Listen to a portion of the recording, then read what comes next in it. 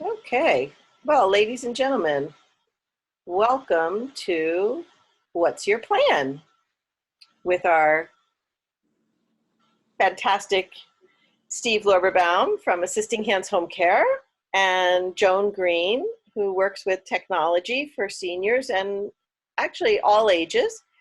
They're going to be talking about how best to use technology for elders, and I'm going to let Steve get the ball rolling.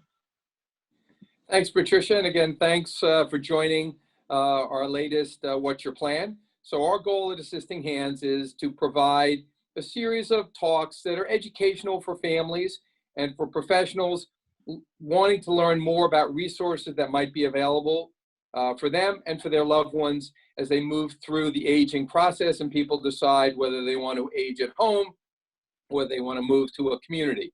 So each month we pick somebody that has a lot of information to share, in addition to providing insights about things beyond what Assisting Hands does. So Assisting Hands, we provide aids in people's homes. We work with families to reduce their stress by providing added information. So I'm really excited to welcome Joan Green today because she knows a lot about things I know nothing about. So we call it adaptive technology, Joan, but tell us what you really are going to talk to us about today. Sure. I'm going to talk about the many ways that technology can be used to help seniors and people of all ages make life easier and overcome barriers to everyday living. I'm a speech pathologist, and so the areas that I tend to help people with are communication, thinking, memory, attention, reading, writing, and just being productive and getting things done. So as we know, as you get older, a lot of these, we're all confronted with a lot of different challenges, and technology, if implemented well for each user, can really help them live a better life. So give me an example of a problem that someone has that you could solve and how they would even come to find you to ask you for a solution. Oh, that could be a 3-day workshop. That's such a powerful question.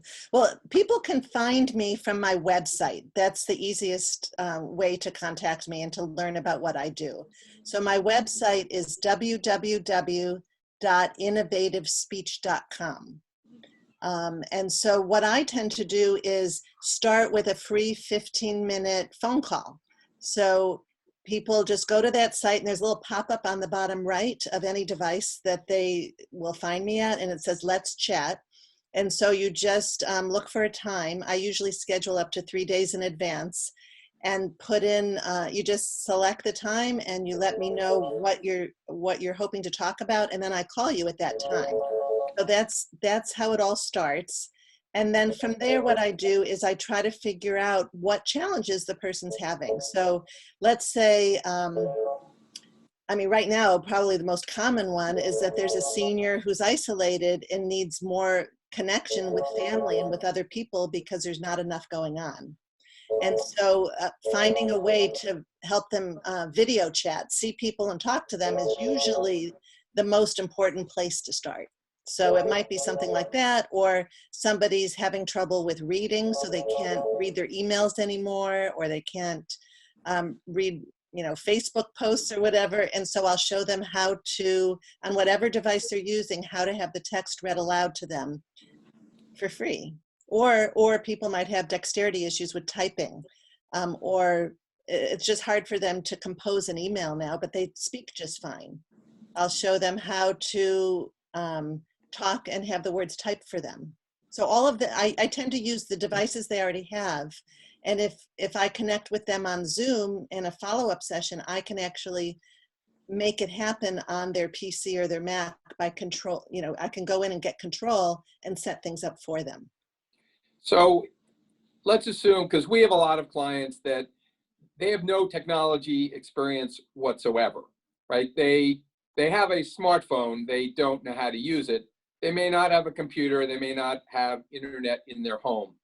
Is there a way you can connect with those people to help bring them in?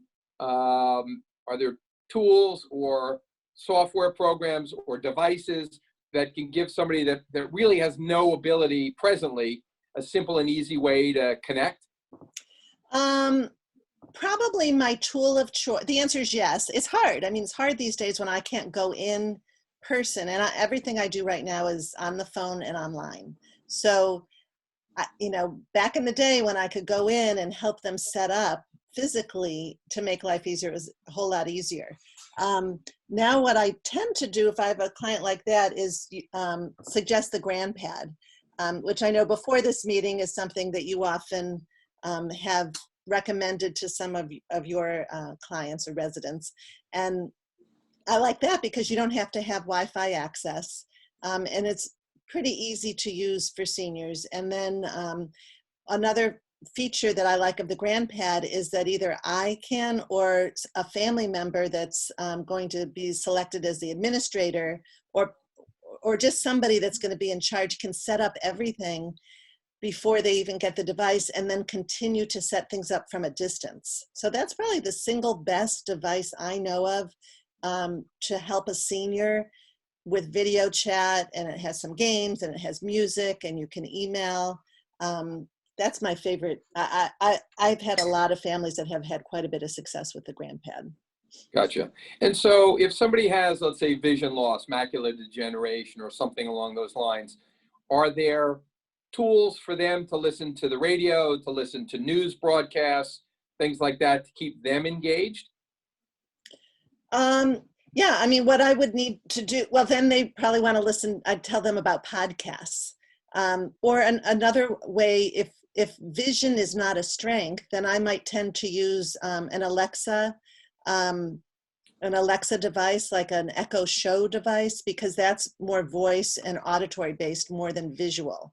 So then I could teach them what kind, you could say, Alexa, play WTOP and listen to the news, local news.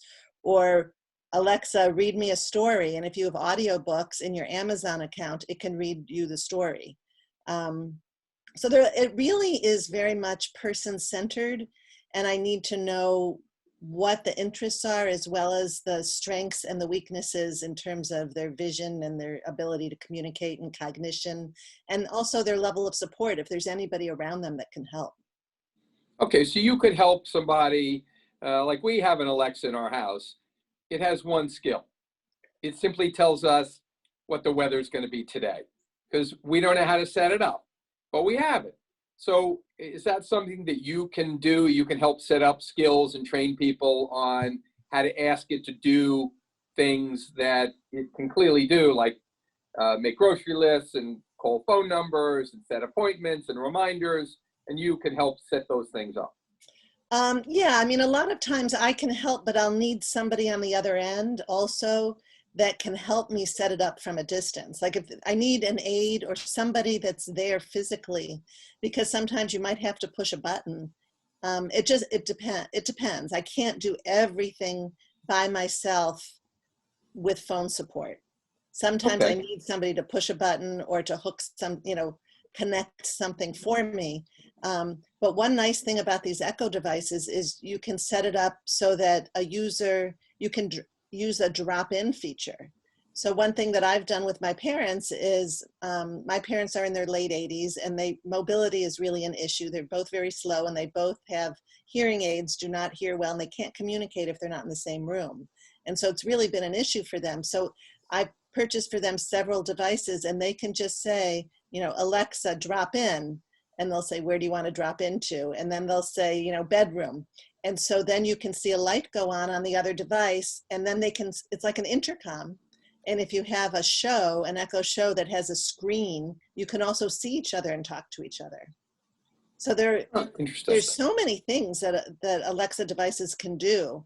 You just have to know what's needed, but people don't know what they don't know. And so the value of setting up that 15-minute free phone call with me is I often just within 15 minutes can quickly make a couple of suggestions. And then if people want more than that, then they pay for my service. Gotcha. So do you have so for example, we have a number of clients that have dementia in varying stages. And so oftentimes families will hire us to go into a assisted living community where they're presently not able to visit or not visit extensively. And our aides are assisting people to use technology. Are there other ways that they could, instead of you paying us to do this, is there ways that technology is smart enough that someone with dementia can access it? I mean, I realize that's a sort of difficult question because there's a huge range of capabilities in terms of dementia, but how does someone with dementia be able to use these devices if they can't really remember the commands or things like that? I don't know if you have any suggestions. Yeah, no, I mean, I help a lot of families that have a family member who has dementia. And so we need to tap into their interests and their strengths. So sometimes music is what those individuals really respond the best to. So sometimes what I'll do is I'll make sure and it all depends, if they have a computer set up and they have a Zoom account on a computer, I may have the aide join into some music therapy sessions that are online so that they can sing along with the individual and see other people singing along and feel that connection. Sometimes we'll use an echo show and write down the commands and say, Alexa, play my favorite music, and then all the songs that they've been playing will just play. I might create a PDF, a little notebook. I can send pictures if somebody can print things out, and then the individual could just point to a singer that he or she likes, and then the aide could help that person say, play Barbara Streisand or play, music by whoever. And then I want the individual to be able to be as independent and self-sufficient as possible. So pictures are often really important for that. So creating a picture-based book where they can point to what they want. Sometimes that works for people with dementia, sometimes not. Another way that I help a lot of people with dementia, and again, dementia is different for each person, but there are a lot of fun cause and effect apps on an iPad where you can touch things and make things happen. And so sometimes that's fun to try. When I could go in with people, I would spend probably a half an hour, just showing them a lot of different things and seeing what they automatically became more engaged with. Really taking advantage of what's automatic, not really having to follow instructions. So presently you're not going into people's homes. Will you if No. they want you to? No. Okay, gotcha. And so what's your knowledge of hearing aids, right? I mean, there's so many amazing pieces of technology in the world of hearing aids now. I don't know if that's an area that you have any experience, but can you share with us, if you know, what are some of the really cool features of the more modern hearing aids out there? That's a little bit out of my domain. Okay.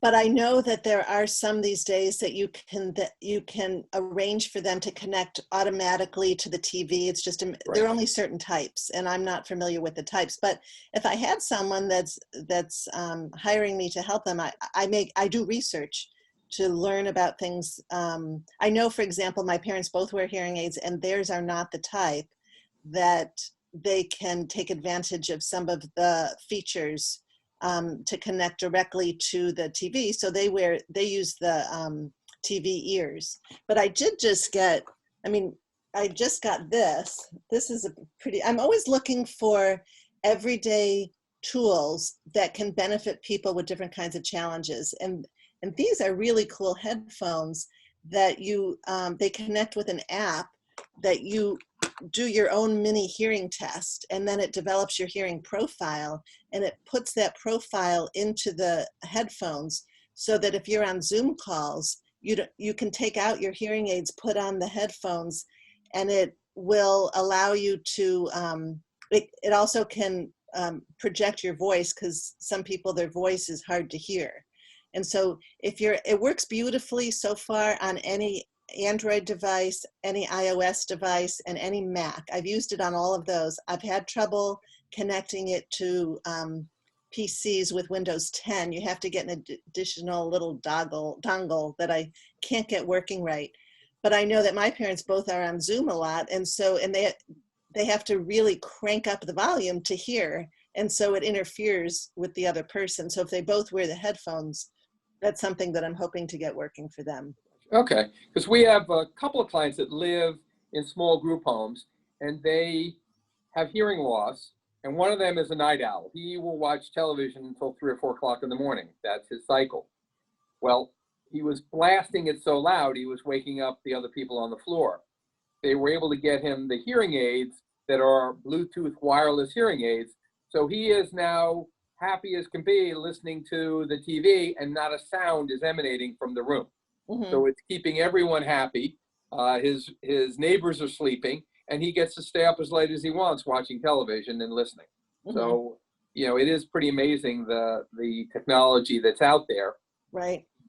He was not been able to set it up, but he was able to have someone from the group home and an audiologist come in and fine tune it for him so he could get it working. But that brings up an interesting topic. I mean, I'm working pretty closely with Steve Gurney, because I think we're trying, he's taking the lead with it, but I'm helping him. I think that all of these group homes and assisted living communities and independent living communities for seniors, they need a senior tech advisor. I mean, I really think that this is becoming a new role, and I'm not necessarily that person, because I'm not an IT person. I don't know, my strength is not like setting up virus protection and networking and getting all these systems in place. But I really think that all of these different senior communities need to get on board with providing that assistance to all of the residents. And so we're actually trying to develop a whole team of support for this. Because I know what I'm good at. I'm good with one-to-one, figuring out where people's needs lie and trying to support them with individual help. But I'm not in the communities. And so we need people in those communities, you know, so that people don't have to hire all of these different people. We have to minimize exposure. So it's a big problem. So I saw somebody from Maryland Relay, and I don't know if you know much about them. If not, okay, good. So share a little bit about what Maryland Relay does, because it's a terrific program that really helps seniors. And so I'll let you talk on it, but if we have a couple of minutes at the end, we'll let. No, we can. If there's somebody from Maryland Relay, I would just assume them promote what they do. But I know it's good for people that are unable to communicate using a regular telephone, and they provide all sorts of assistance.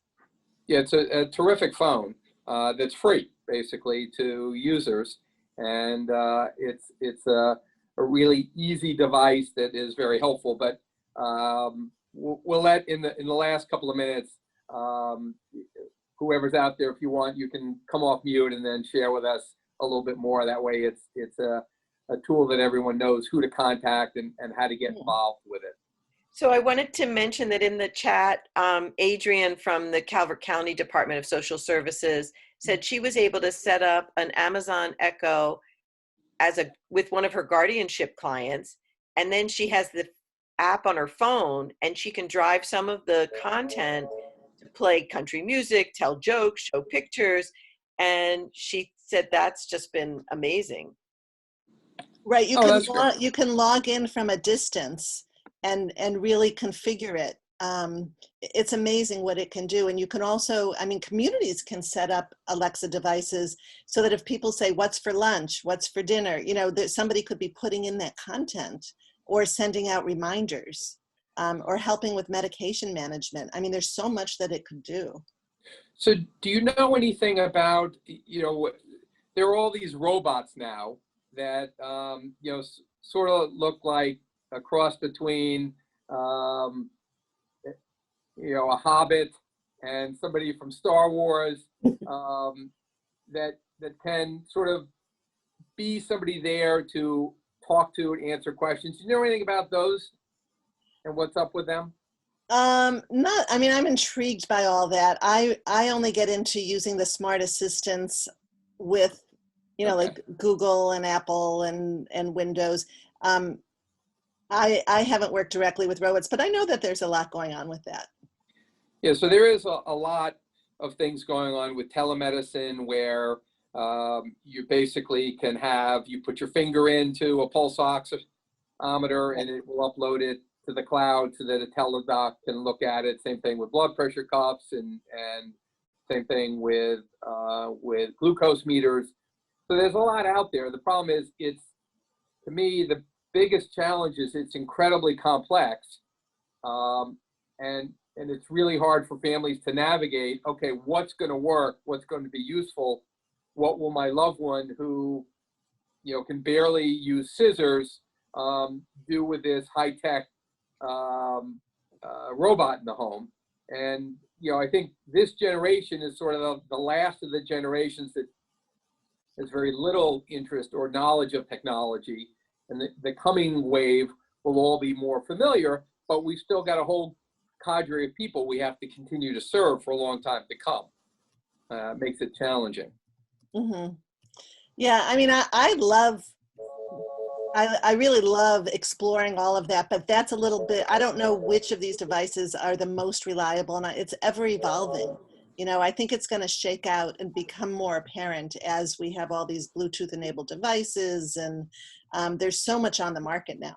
It is overwhelming to keep up with it all. Have you worked at all? I realize I probably asked you a lot of questions beyond what you know, and I apologize for that. But even pillboxes now are beyond the simple little, tray of 7. Do you have any experience with these mechanical pillboxes?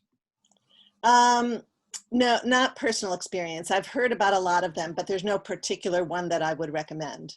Okay, gotcha. Because yeah, I know we have a couple of clients, again, that, they can't remember to take their meds. Well, rather than having an aide there to remind them, you can get a pillbox with a cassette, and at a certain time, a little door will open, and those are the pills you're supposed to take, and it will yell at you until you come and get the pills. And remove them, and then the little door closes.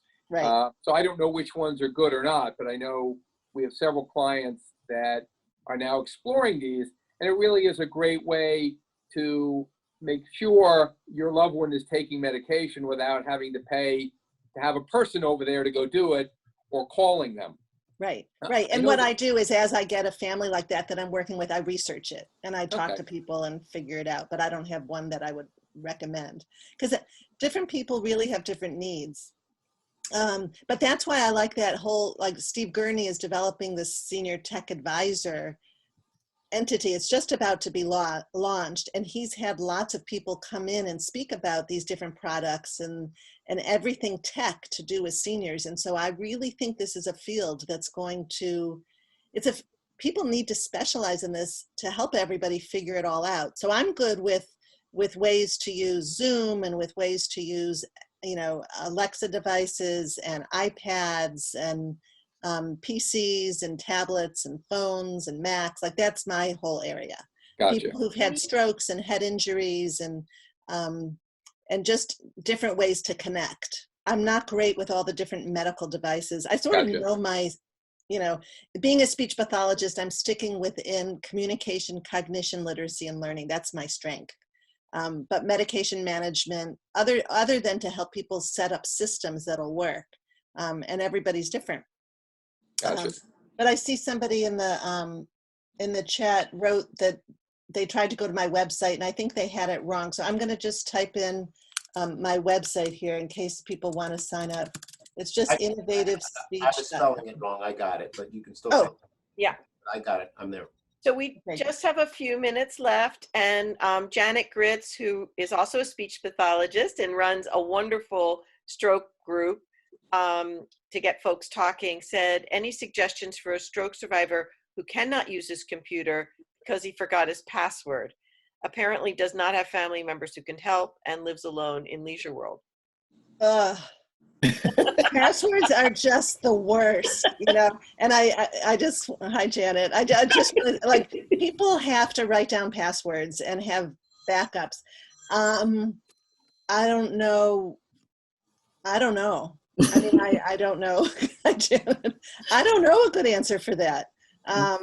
Unless there's a way, I don't know, maybe Geek Squad would know something, you know, calling in somebody like that. I think there is a way in a Microsoft computer or PC to turn off the need for a password. There is a setting for that somewhere. I don't exactly know how to do that, but I know that I'm pretty sure there is a way that you can make it so that it never turns itself off. What I don't know is if it needs to reboot because it has an update, whether then, you know, in that rare occasion, you're going to need a password. Yeah, I've definitely set know. up devices so that you don't need to type anything in to get on. But if they have a password and they don't know the password, in that scenario, I would call Geek Squad or somebody else because they might have to go in and do something that I don't know how to do. Okay, thank you. Unfortunately, you can't even do the remote access. That's right. Because you can't turn it on and get it going. Right. So I think probably somebody's going to need to take it into Best Buy or somewhere, or you know, Micro Centers somewhere, and have them break in somehow. Thank you. Any other questions? Thoughts or comments? I want to thank Joan for being with us today, and I hope you learned something new and useful.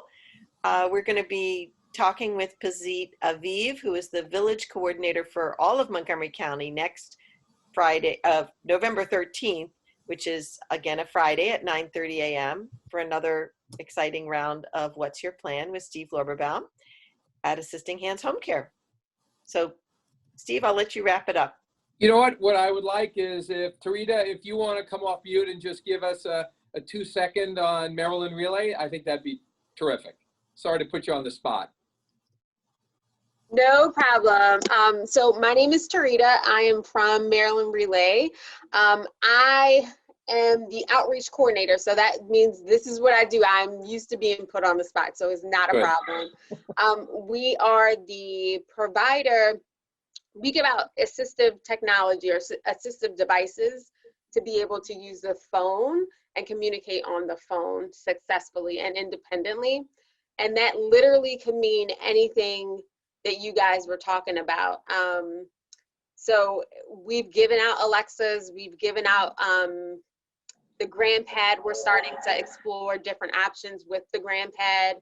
And it's about communication, because we are changing. Just like Joan said, we probably need to start having tech people in senior communities, because it's just, it's such, this is our world right now, right? So we need to be able to make sure that they can use these devices. It's critical. It's critical. People are out there and they're all alone and they're not able to communicate. Yeah, and like, so now we have become social. We've been practicing social distancing, us as healthy people and able to get around, but that leaves the vulnerable population socially isolated, because now the people who could come out to them, they're no longer able to. So now they're completely isolated. So I think that that's a great idea to have people come out and teach them how to get on Zoom. You know, that the computer actually has a webcam in it. So it's a great program, and like Steve said, it is totally free. Maryland Relay is every device that we give out is totally free. It connects to telecommunications, but we are under the Department of Disability, and the Department of Disability also has a program called MD-TAP, TAP, and that's Technology Assistance Program. And they can give out other devices. So if you can't get it from Maryland Relay for free, you can ask the AT Library, the Assistance Technology Library, and they'll let you borrow it so you can try it before you buy it. So the state of Maryland has amazing options. And yeah, I left my information down in the comments. But it's Tarita, TARITA at mdrelay.org if you want to email me and get more information. Great. Well, thank you so much. Yeah. Well, I Well, think, there's one other resource. I just want to make sure people know about Senior Planet, seniorplanet.com or seniorplanet.org. But that's free and people can join. You just have to be over 60 years old. And they have all kinds of basic tech support. You can call and ask a question. You can watch videos to learn how to use your smartphone. You can engage in group classes. And it's all free and it's really great. So that's another wonderful resource to learn more about technology. all right. Well, thank you all for coming today. This is great. I want to keep us on time. So this has been terrific. I like that everybody can chime in and offer information and suggestions. That's what this is all about, helping educate and inform people. So again, thank you for coming. And we look forward to seeing you next month when we have Pazid Aziz, who will talk to us about the village movement. Have a great weekend, everybody. Thanks for having me.